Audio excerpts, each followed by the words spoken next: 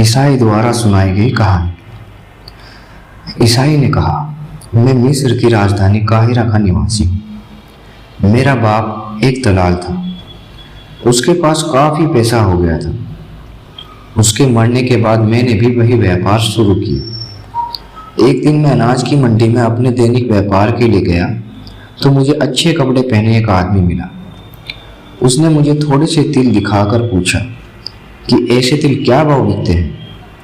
मैंने कहा, इनका मूल्य 100 मुद्रा प्रति मन है। उसने कहा, तुम इन्हें इस मूल्य पर बेच दो और खरीदने वाला मिल जाए तो उसे मेरे पास ले आना। मैं फला सराय में ठहरा हूँ। मैंने व्यापारियों से मोल भाव किया तो उनमें से एक ने कहा कि हम 100 मुद्रा प्रति मन पर सारे तिल खरीद लेंगे। मैं उस सराय में गया जहाँ का पता मुझे दिया गया था और व्यापारी ने गोदाम खुलवाकर अपना माल तुलवा दिया। वह 150 मन निकला। माल गधों पर लदवाकर मैंने मंडी के व्यापारियों को दे दिया और उनसे उसका मूल्य लेकर सराय में गया और 16,500 मुद्राएं उसके आगे रख दी। उसने कहा कि 10 मुद्रा प्रति मन के हिसाब से 1,500 मुद्राएं तो तुम्हारी ही हुई।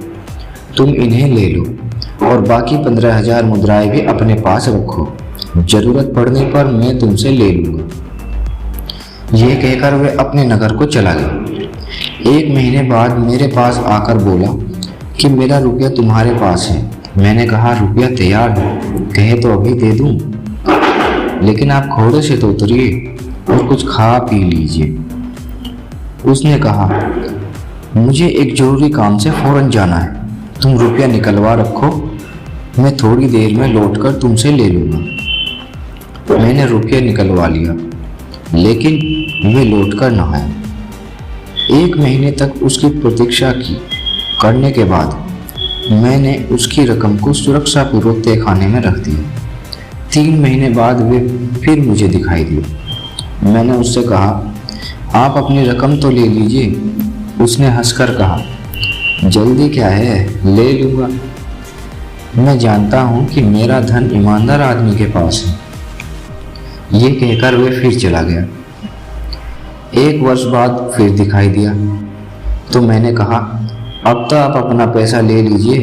अगर आप इसे इस बीच व्यापार में लगाते तो अच्छा मुनाफा कमाते।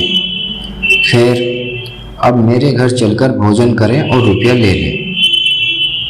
उसने कहा, अच्छा चलता हूँ, किंतु भोजन में कोई विशेष आयोजन ना करना। मैंने उसके सामने भोजन रखा। वह बाएं हाथ से खाने लगा। मैंने ये भी देखा कि वह हर काम बाएं हाथ से करता था। मुझे ये देखकर इसका कारण जानने की इच्छा हुई। मैंने सोचा, यह व्यक्ति बड़ा सभ्य और सुसंस्कृत है। इससे इस बात का कारण पूछूंगा तो ये बुरा नहीं मानेगा। इसलिए जब हम भोजन कर चुके और नौकर हमारे भोजन के बर्तन ले गए तो हम लोग दूसरे कमरे में जाकर बैठे। मैंने उसका पान आदि से सत्कार किया और ये चीज़ें भी उसने बाएं हाथ से ही ली। मैंने उससे कहा, अगर आप नाराज ना हो तो एक बात पूछूं? क्या कारण है कि आप जो भी काम करते हैं बाएं हाथ से ही करते हैं, दाहिने हाथ से कुछ भी नहीं करते? यहाँ तक कि खाना भी आपने बाएं हाथ से ही खाया। उसने ये सुनकर ठंडी सांस भरी और आस्तीन उलटकर दाहिना हाथ, जो हमेशा लंबी आस्तीन से ढका रहता था, मुझे दिखाया। मैंने देखा कि उसका दाहिना हाथ कलाई से गायब है। मैंने पूछा कि आपका हाथ कैसे कटा? तो वह दुखी होकर रोने लगा। फिर उसने अपनी कहानी सुनाई। उसने कहा, मैं बगदाद का रहने वाला हूँ। मेरा पिता वहाँ के प्रमुख रईसों में से था। मैंने मिस्र देश की बड़ी प्रशंसा सुनी थी और उसे देखना चाहता था। विशेषतः मिस्र की राजधानी काहिरा को देखने की मेरी बड़ी इच्छा थी। जब तक मेरा बाप जिंदा रहा उसने मुझे मिस्र को जाने की अनुमति ना दी। जब उसका देहांत हो गया तो मैं आज़ाद हो गया और मैंने बहुत दिनों की इच्छा की पूर्ति करना चाहा। मैंने बगदाद और मोसुल की बहुत सी व्यापार वस्तुएं खरीदी और मिस्र की ओर चल दी। काहिरा पहुंचकर मैं एक सराय में उतरा। इस सराय का नाम मसरूर था। 2-4 दिन बाद मैंने किराए पर एक घर और एक गोदाम ले लिया। मैंने कुछ सेवक भी रख लिए और उनसे कहा कि बाजार से मेरे खाने के लिए कुछ ले आओ। उन्होंने कई प्रकार के व्यंजन मेरे सामने लाकर रखे। मैंने भोजन करके शहर की दर्शनीय मस्जिदें, किले आदि देखे और सारे दिन सैर सपाटे में बिता दिए। दूसरे दिन मैं अच्छे कपड़े पहनकर अपनी गठरिया से 2-4 थान निकालकर उन्हें बाजार ले गया ताकि उनके मूल्य का अनुमान करूं। मेरा आगमन पहले ही लोगों को ज्ञात था, इसलिए मेरे पास कई दलाल आ गए।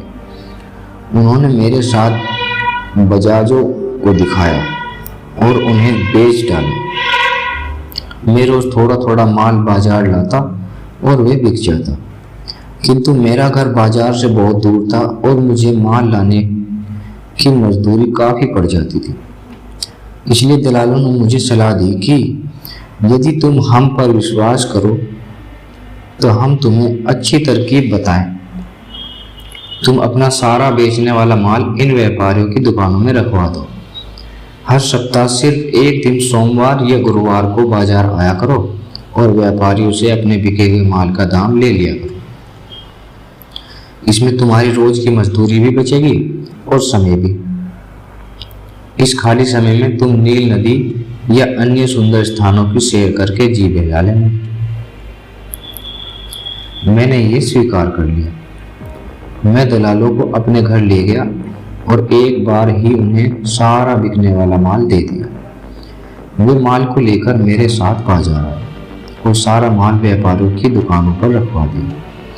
उन्होंने मुझे मेरे माल की रसीद लिख दी और मैंने भी लिख कर दे दिया कि मैं महीने के महीने आकर बिके माल का दाम वसूल किया करूँ। ये सब करके मुझे बड़ा संतोष मिला और मैंने अपने कुछ समवयस्कों से मित्रता करके उनके साथ घूमना फिरना शुरू किया। अक्सर मैं उनके साथ बाजार भी जाता और वहाँ के मोल भाव को देखकर ज्ञान और मनोरंजन प्राप्त करता।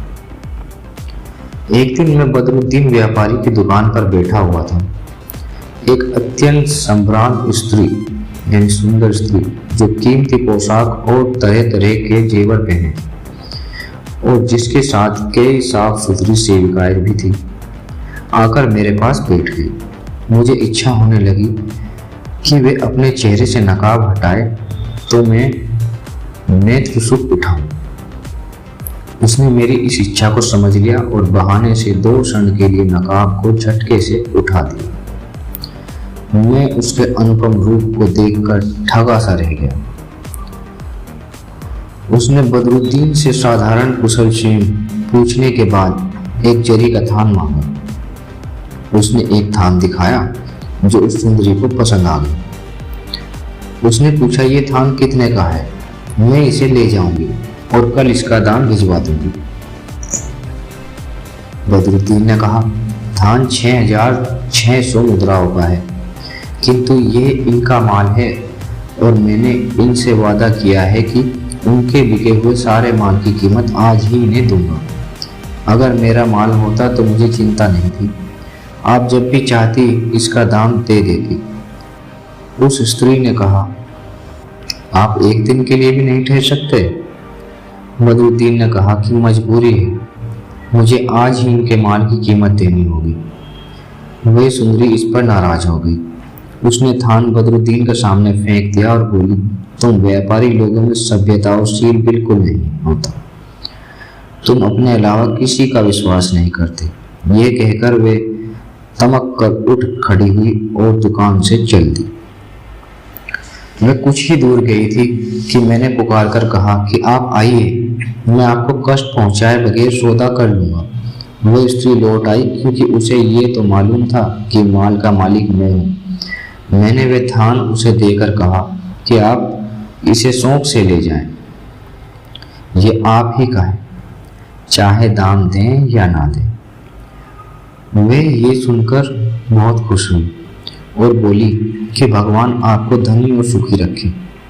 मैंने उससे चुपके से कहा, लेकिन आपको थान ले जाने से पहले ये करना होगा कि मुझे आप अपने अनूप रूप का रसास्वादन करने दें। उसने अपने मुख पर पड़ी हुई जाली की नकाब हटा दी। मैं पहले से भी अधिक चकित दृष्टि से उसे टकटकी बांध कर देखने लगा। उसने कुछ क्षणों के बाद नकाब फिर डाल लिया और थान उठाकर चली गई। मैं कुछ देर तक अवाक और भ्रमित सा बैठा रहा। फिर मैंने व्यापारी बदरुद्दीन से पूछा कि ये स्त्री कौन है। उसने कहा कि वे अमुक व्यापारी की पुत्री है। उसके पिता के पास असंख्य धन था, उसका देहांत हो गया है और वही सारी संपत्ति की स्वामिनी है। मैं कुछ देर में उठकर अपने निवास स्थान पर पहुंचा, किंतु उसी सुंदरी के ध्यान में निमग्न था। मैंने भोजन भी नहीं किया और रात भर उसकी मोहनी छवि मेरी आंखों में समाई रही। दूसरे दिन मैं फिर बाजार गया और अपने मित्र बदरुद्दीन की दुकान पर जा बैठा। मुझे पहुंचे कुछ ही क्षण बीते थे कि वे अपनी सेविकाओं के साथ वहां पहुंच गई और बोली, देखा तुम लोगों ने कि मैं अपने वादे का कितना ध्यान रखती हूँ। मैंने कहा कि आप पर मुझे पूरा भरोसा था और आपने बेकार ही इतनी जल्दी दाम पहुंचाने का कष्ट किया। वे बोली कि ये ठीक है, किंतु लेन देन में खरापन अच्छा रहता है। यह कहकर उसने 6,600 मुद्राएं की थैली मुझे दी और मेरे पास बैठ गई।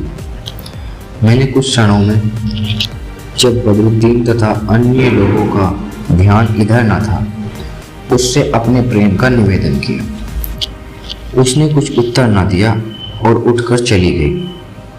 मैंने समझा कि मेरे प्रेम निवेदन से ये रुष्ट हो गई है, अतएव और दुखी हो गई। कुछ देर बाद मैं भी वहां से उठकर निरुद्देश्य ही एक और चल दिया। काफी दूर जाकर जब एक गली में पहुंचा तो किसी ने मेरी पीठ पर हाथ रखा। मैंने पलटकर देखा तो वे उसी सुंदरी की एक सेविका थी।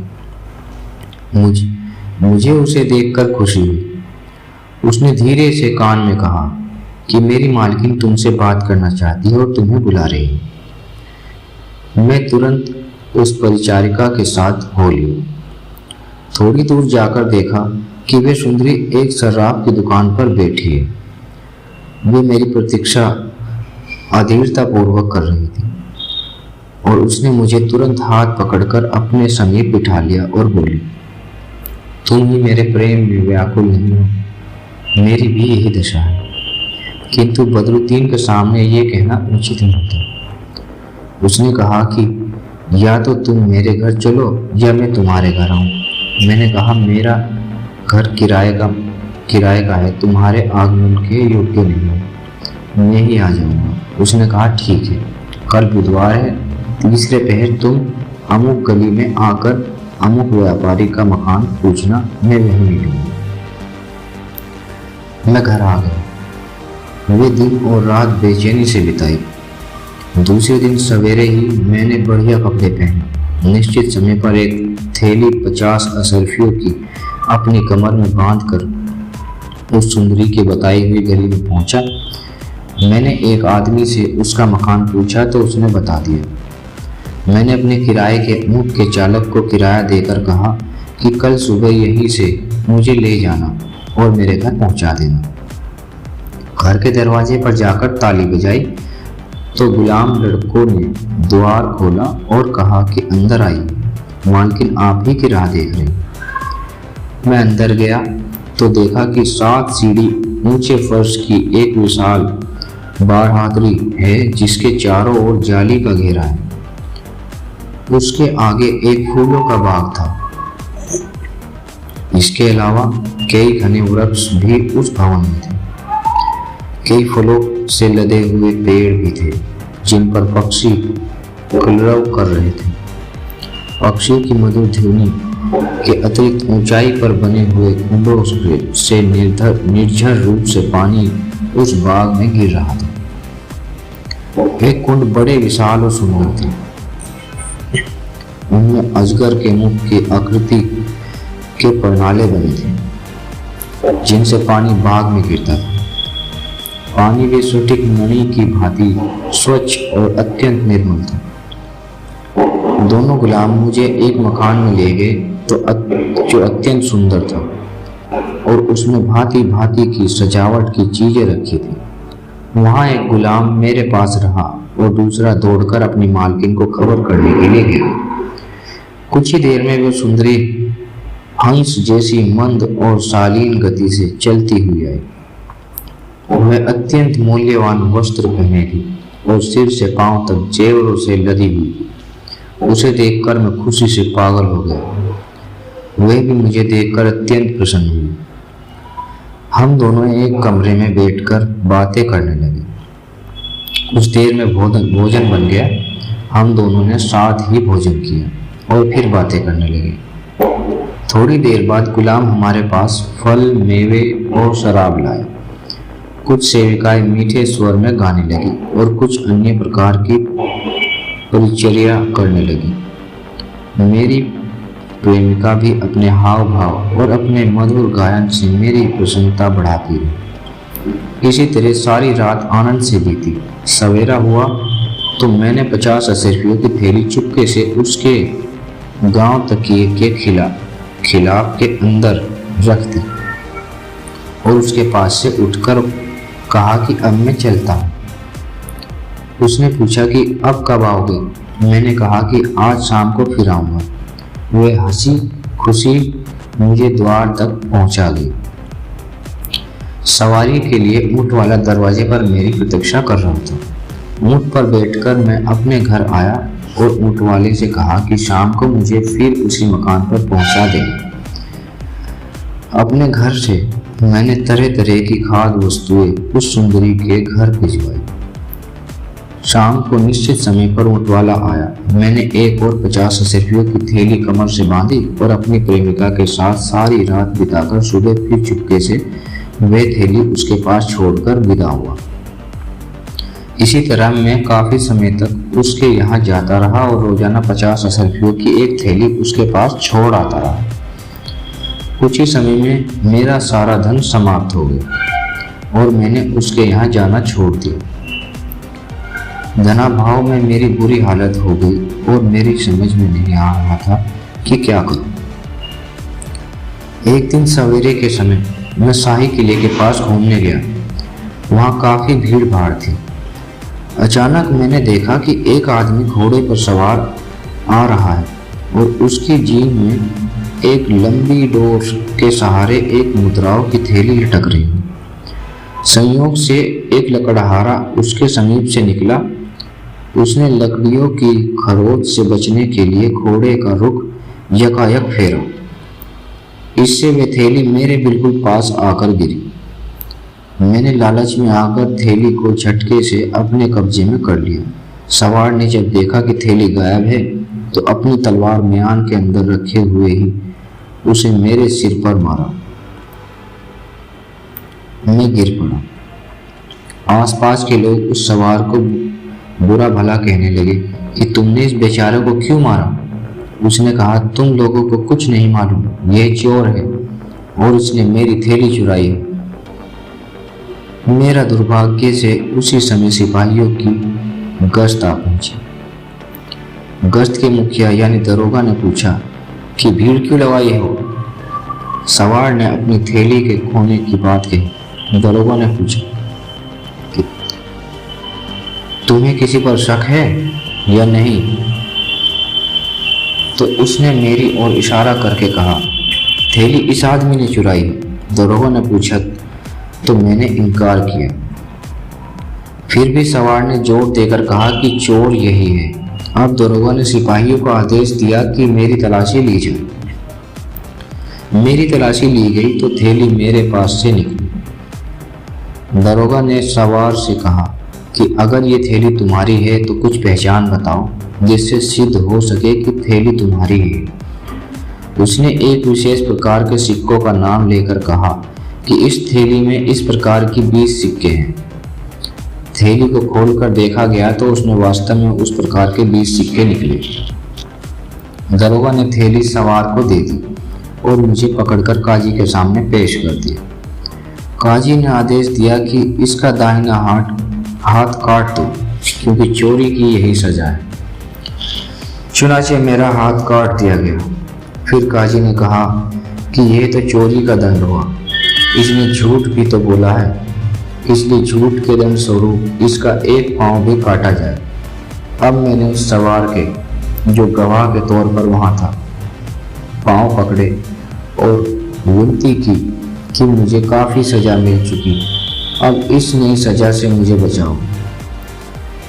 उसे मुझ पर दया आई और उसने काजी से कहा कि मैं अपना अभियोग वापस लेता हूँ, इसे झूठ बोलने का दंड ना दें। अतएव काजी ने पांव काटने का आदेश वापस ले लिया। सवार वास्तव में भला आदमी था। उसने वे थैली मुझे दे दी और कहा, तुम्हारे व्यवहार और सूरत शक्ल से ये नहीं मालूम होता कि तुम पेशेवर चोर हो। तुम पर जरूर कोई ऐसी विपत्ति पड़ी होगी कि तुमने ऐसा काम किया। ये कहकर वह अपनी राह चला गया। वहाँ जो लोग थे वे मुझ पर दया करके एक घर में ले गए। वहाँ उन्होंने मुझे कुछ खाने पीने को दिया, एक गिलास शराब पिलाई और मेरे हाथ में दवा लगाकर खून बंद करने के बाद उस पर पट्टी बांध दी। मैं धीरे धीरे अपने घर आया। अब कोई सेवक वहाँ नहीं था, क्योंकि निर्धनता के कारण मैंने सबको हटा दिया था। कुछ देर में जी घबराया कि अकेले कैसे रहूं। सोचा कि अपनी प्रेमिका के पास चलूं। एक बार ख्याल आया कि मेरी ऐसी हालत देखकर वे भी मुझसे घृणा करने लगेगी, किंतु और कोई व्यक्ति ऐसा था भी नहीं जिसका मैं सहारा लेता। अतः एक अन्य रास्ते से गिरता पड़ता मैं उसके घर पहुंच गया और एक बिस्तर पर चुपचाप लेट गया। कुछ देर में वे सुंदरी मेरे आने का समाचार पाकर मेरे पास आई। मैंने अपना कटा हुआ हाथ अपनी आस्तीन में छुपा लिया और पीड़ा से तिलमिलाता देखकर बोली, मुझे पीड़ा से तिलमिलाता हुआ देखकर बोली, प्रियतम, ये तुम्हारी क्या दशा है? मैंने सारी घटना को छुपाने का निर्णय किया और कहा कि मेरे सिर में बहुत दर्द हो रहा है, इसलिए तड़प रहा हूं। वह बोली, ये तो तुम बहाना बना रहे हो, तुम्हें कोई और कष्ट है, केवल सिर दर्द से तुम ऐसे तड़पने वाले नहीं। कुछ दिन पहले तक तो तुम हट्टे कट्टे थे, ये तुम्हें क्या हो गया है? मैंने उसकी बात का कुछ उत्तर ना दिया, लेकिन मुझे अपनी दशा पर रोना आ गया। उसने कहा, देखो, तुम्हें सारा हाल सच सच बताना पड़ेगा। अगर तुम झूठ बोलोगे या हाल छुपाओगे तो मैं समझूंगी कि तुम्हें मुझसे बिल्कुल प्रेम नहीं, और अभी तक जो प्रेम प्रदर्शन करते थे वे केवल ढोंग। मैंने और रोकर कहा, प्रियतमे, तुम मुझसे मेरा हाल न पूछो। मेरा हाल ऐसा नहीं है कि बताया जा सके। कम से कम मैं अपने मुंह से अपनी दशा के वर्णन करने का साहस नहीं जुटा पा रहा हूँ। इस पर वे चुप हो गए और मेरे सिर पर हाथ फेरने लगे। इसी भांति काफी समय बीत गया। शाम हुई तो उसने कहा, चलो हम लोग भोजन कर लें। मैंने सोचा कि दाहिना हाथ तो है ही नहीं, भोजन कैसे करूँगा, इसलिए मैंने कहा, मुझे भूख नहीं है। उसने कहा, बड़े खेद की बात है कि तुम इतने पीड़ित और दुखित हो कि भोजन भी नहीं करते, फिर भी मुझसे अपना हाल छुपा रहे हो। अच्छा, ये शराब पियो। मैंने शराब का प्याला बाएं हाथ से पकड़ा और आंसू बहाते हुए शराब पीने लगा। मेरी प्रेमिका ने पूछा, तुम क्यों ठंडी सांसें ले रहे हो और क्यों तुम्हारी आंखों से आंसू हैं? क्यों तुम्हारी आंखों में आंसू हैं? मैंने कहा कि मेरे हाथ में सूजन हो गई है, उसमें बहुत दर्द हो रहा है। उसने कहा कि मैं देखूं क्या हो गया है तुम्हारे हाथ में। इस पर मैंने कुछ न कहा। और प्याले की सारी मदिरा एक ही बार में पी ली। प्याले में शराब बहुत थी। पीड़ा और थकान के अलावा शराब के तेज नशे ने जो असर किया तो मैं लगभग बेहोश सा होकर सो गया। उस सुंदरी ने मुझे सोता जानकर मेरी पीड़ा का भेद जानना चाहा और आस्तीन उलटकर देखा तो मेरा दाहिना हाथ कटा हुआ पाया। उसे बहुत ताज्जुब और दुख हुआ। मैं जागा तो उसे बहुत उदास और दुखी देखा। उसने मुझसे ये नहीं कहा कि मैं तुम्हारा हाथ देख चुकी हूँ। शायद वे सोच रही थी कि मैं इस बात से बुरा मानूंगा, लेकिन उसने अपने सेवकों से कहा कि तुरंत मुर्ग की गाढ़ी यखनी तैयार करो। उन्होंने थोड़ी ही देर में यखनी बना दी। उसे पीकर मेरे शरीर में शक्ति आई और मैं वहां से चलने के लिए उठ खड़ा हुआ। मेरी प्रेमिका ने मेरा दामन पकड़ लिया। वे कहने लगी, मैं तुम्हें इस दशा में जाने नहीं दूंगी। तुम मुझसे अपने दुर्भाग्य और दुख का कारण नहीं बताते, फिर भी मैं जानती हूँ कि तुम्हारी ये दशा मेरे ही कारण हुई है। मुझे इससे जो पश्चाताप हो रहा है उसे तुम नहीं समझ सकते। मैं इस सदमे को झेल नहीं सकूंगी और मेरा अंत समय निकट ही समझो। अब तुम वही करो जो करने को मैं तुमसे कहूँ। ये कहकर उसने अपने सेवकों से कहा कि मोहल्ले के पुलिस दरोगा और माननीय निवासियों को बुलाओ। उनके आने पर उस स्त्री ने मेरे नाम अपनी सारी संपत्ति लिख दी और कागज पर उनकी गवाही ले ली। इसके बाद उन्होंने कुछ भेंट आदि देकर विदा किया। उसके जाने के बाद उसने एक संदूक खोला जिसमें मेरी दी गई सारी अशरफिया की थैली रखी थी। उसने कहा कि तुम ये थैलियां मेरे लिए छोड़ गए थे, लेकिन मैंने उन्हें हाथ भी नहीं लगाया। ये कहकर उस संदूक में ताला डाल दिया और उसकी चाबी मुझे दे दी। उसी दिन से वह स्त्री बीमार पड़ गई। उसका रोग तेजी से बढ़ता गया और वह 3 सप्ताह बाद मर गई। मैंने उसके सारे अंतिम संस्कार पूरे किए और फिर उसकी सारी संपत्ति को लेकर जो उसने मेरे नाम कर दी थी बगदाद आ गए। वे तिल जो तुमने बिकवाए थे उसी के धन से खरीदे गए थे। उस बगदाद के व्यापारी ने सारा हाल कहकर मुझसे कहा, अब तुम्हें मेरे बाएं हाथ से खाने का रहस्य मालूम हो गया। मैं तुम्हारा आभारी हूँ कि तुमने इतना समय लगाकर और कष्ट सहकर मेरी कहानी सुनी और मेरे जी को हल्का किया। तुम्हारे शालीन व्यवहार और भद्रता से मुझे बहुत ही आनंद मिला है। मेरे तिलों का जो भी दाम तुम्हारे पास है वो तुम ही रख लो, किंतु मैं तुमसे एक बात चाहता हूँ। मैं बहुत दिनों से बगदाद में हूँ और बहुत दिनों से देशाटन छोड़ चुका हूँ। मैं चाहता हूँ कि तुम मेरी सहायता करो ताकि मैं नगर जा सकूँ, व्यापार करूँ। साल में जो भी मुनाफा होगा उसमें से हम लोग आधा आधा बांट लिया करेंगे। मैंने कहा, आपकी कृपा की तो कोई सीमा ही नहीं मालूम होती। आपने तिलों का सारा मूल्य मुझे दे डाला और अब अपने विशाल व्यापार में मुझे साझेदार बना रहे हैं। मुझे इस बात से हार्दिक प्रसन्नता होगी कि व्यापार में आपकी सहायता करूं। इसके बाद एक शुभ मुहूर्त में हम लोगों ने अपनी यात्रा आरंभ की। हम लोग बगदाद से कूच करके कई देशों के प्रमुख नगरों में व्यापार के लिए गए। फिर ईरान पहुंचे। वहां से आपकी राजधानी काश्गर आए। हम लोगों को इस तरह का व्यापार करते हुए कई वर्ष हो गए थे और हमारे पास काफ़ी धन हो गया था।